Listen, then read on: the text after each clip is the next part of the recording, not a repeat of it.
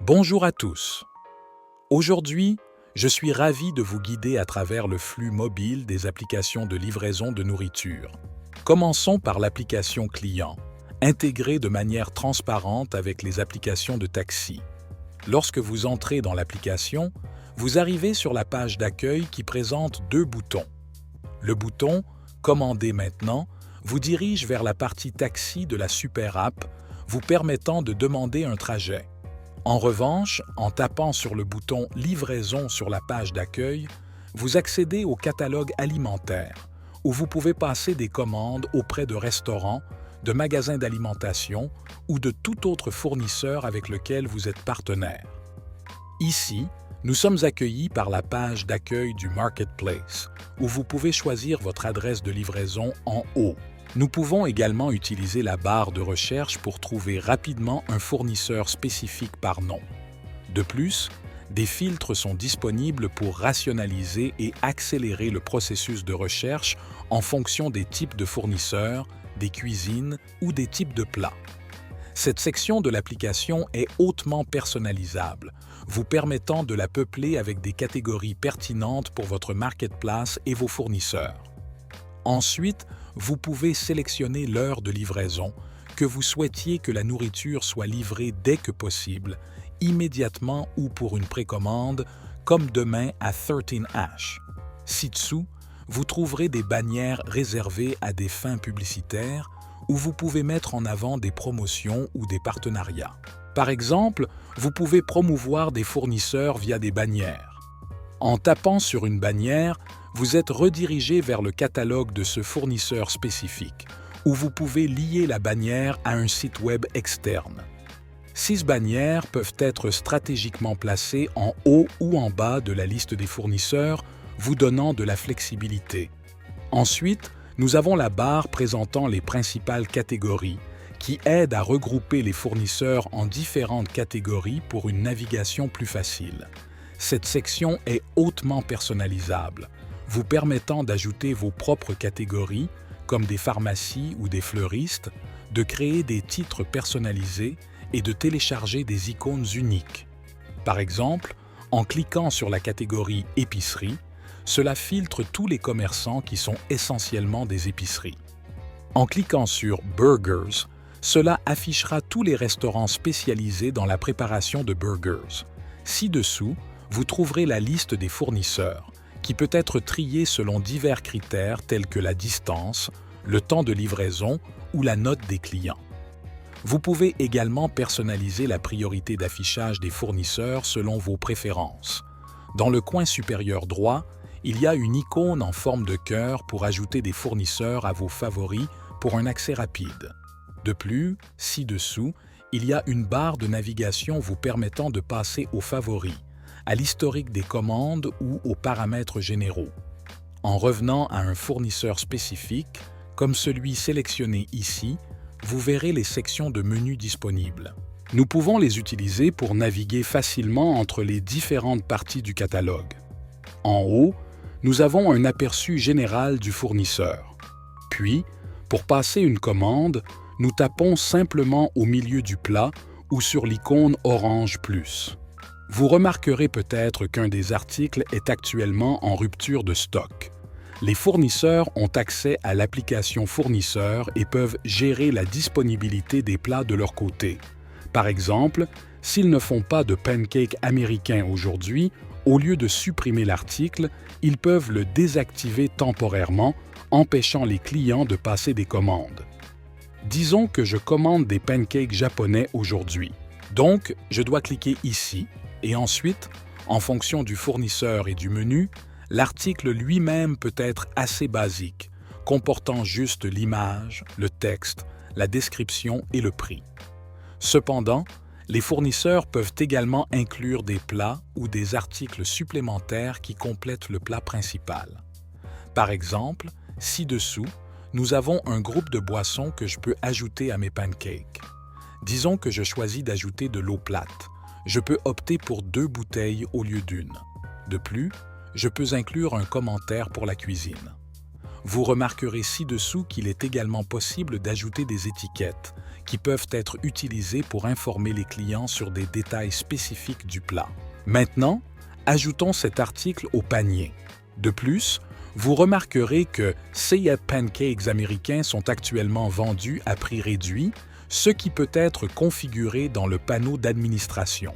Outre CS composants supplémentaires, vous pouvez également sélectionner les paramètres du plat, tels que la taille, que vous préfériez une petite ou une grande portion de pancake.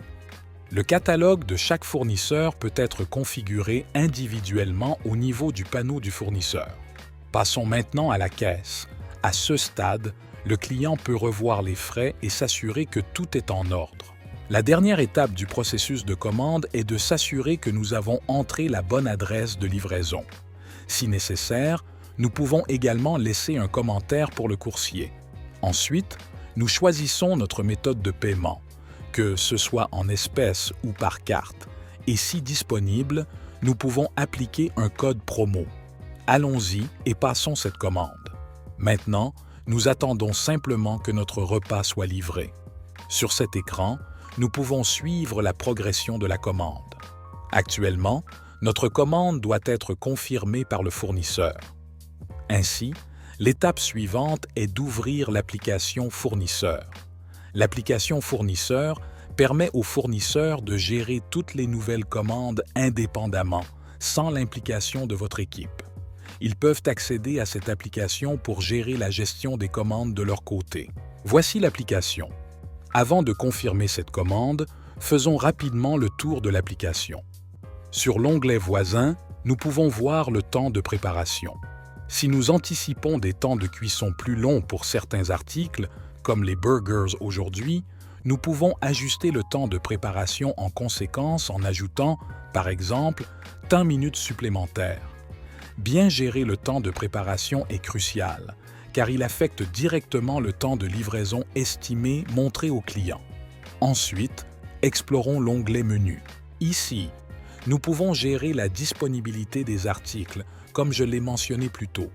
Par exemple, si les pancakes américains n'étaient pas disponibles au moment de ma commande, je peux maintenant les rendre disponibles à nouveau avec un simple appui long. Si nous revenons à notre catalogue et ouvrons l'application, nous verrons que les pancakes sont toujours au menu. Enfin, nous avons une page avec les numéros de téléphone de votre centre d'appel et de votre équipe de support. À partir d'ici, les fournisseurs peuvent arrêter de prendre des commandes, fermer la boutique ou la rouvrir et changer la langue. Alors, confirmons notre commande, d'accord? En tapant sur la commande, nous ouvrirons les informations, nous permettant de voir des détails tels que le nom du client, le numéro de téléphone et les articles commandés, y compris les composants ou paramètres supplémentaires sélectionnés par le client. Ces informations sont facilement disponibles du côté fournisseur. Dans le CAE d'une commande en espèces, nous voyons également le montant que notre coursier devra payer lors de la prise de la commande. Au bas de l'écran, nous trouvons un ensemble de boutons. En sélectionnant « Refuser », la commande sera rejetée dans le système et le client sera rapidement notifié via une notification push. Ensuite, nous confirmons simplement la commande. Dans ce cas, nous confirmons que nous préparerons la commande. Le système commencera alors à chercher un coursier pour la livrer. Alternativement, nous pouvons confirmer avec un délai, comme plus 15, plus 30 ou plus 45 minutes. Cette option est utile pendant les périodes chargées lorsque la cuisine peut avoir besoin de temps supplémentaire pour préparer les commandes. En sélectionnant un délai, le client sera notifié par l'application client que la commande sera livrée plus tard que prévu. Cependant, je vais procéder à la confirmation de la commande sans aucun délai. Si nous revenons maintenant à l'application client, nous remarquerons que le statut de la commande a été mis à jour à « En préparation ». L'étape suivante est de récupérer cette commande avec le coursier. Ouvrons l'application Coursier. J'aurai besoin de m'assurer que je suis en ligne dans l'application Coursier pour recevoir toute nouvelle commande et me rendre disponible. Ici, nous avons une notification de nouvelle commande. À ce stade, notre coursier peut revoir à nouveau la commande. Si nécessaire, le système continuera à chercher le prochain coursier disponible à moins que nous n'attribuions manuellement le coursier à la commande, annulions manuellement la commande ou que le système annule automatiquement la commande. Maintenant, notre coursier glissera pour accepter. En acceptant la commande, le coursier aura accès à toutes les informations pertinentes sur la commande. Glissons pour accepter et commencer notre livraison. La première étape pour notre coursier est de se rendre à l'emplacement du restaurant. En haut, nous voyons le nom et l'emplacement du restaurant, ainsi que l'adresse. Le coursier peut ouvrir cette adresse dans une application de navigation externe pour obtenir des indications. À l'arrivée, le coursier peut identifier la commande correcte en référençant le code de commande qui est visible à la fois sur l'écran et fourni par le restaurant. En cliquant sur la commande puis sur le bouton « Passer au coursier », ces informations s'afficheront sur l'écran, garantissant que le coursier a le bon code de commande. Alors, tout. Ce qu'ils ont à faire, c'est de faire correspondre le code, et le coursier recevra la bonne commande. Glissons pour arriver pour confirmer que nous sommes au restaurant. Nous récupérons la commande. Dans le CA de paiement en espèces, nous payons la commande immédiatement pour garantir qu'il n'y a pas de dette en suspens entre le marketplace et le fournisseur et pour permettre un règlement instantané des fonds. Une fois la commande collectée, nous sommes prêts à commencer notre livraison principale. Alors nous glissons pour commencer et maintenant nous nous rendons à l'emplacement de notre client. En passant rapidement à l'application client, vous pouvez voir que notre statut de commande a changé de « En préparation » à « Coursier en route ». Nous avons également l'icône du coursier affichée sur la carte. Cependant, puisque j'agis à la fois en tant que coursier, client et fournisseur, je ne me déplace pas actuellement et donc les mouvements ne sont pas reflétés sur la carte. Néanmoins, les clients pourront suivre l'emplacement du coursier pour savoir à quelle distance se trouve la livraison. Si des problèmes surviennent pendant la livraison et que le client a besoin de contacter le coursier, le numéro de téléphone du coursier est disponible en bas de l'écran.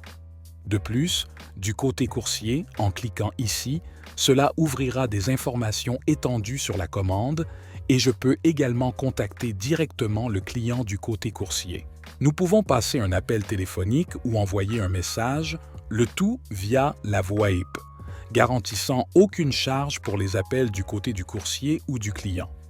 Une fois notre coursier localisé chez le client et arrivé au point de destination, le coursier glisse pour terminer. Puisque je traite une commande en espèces, le système me rappelle le montant que je dois collecter auprès du client. Après avoir collecté l'argent, si le mode de paiement est par carte, l'argent est automatiquement déduit du compte du client lors de la passation de la commande. D'accord, je paierai en espèces et c'est tout.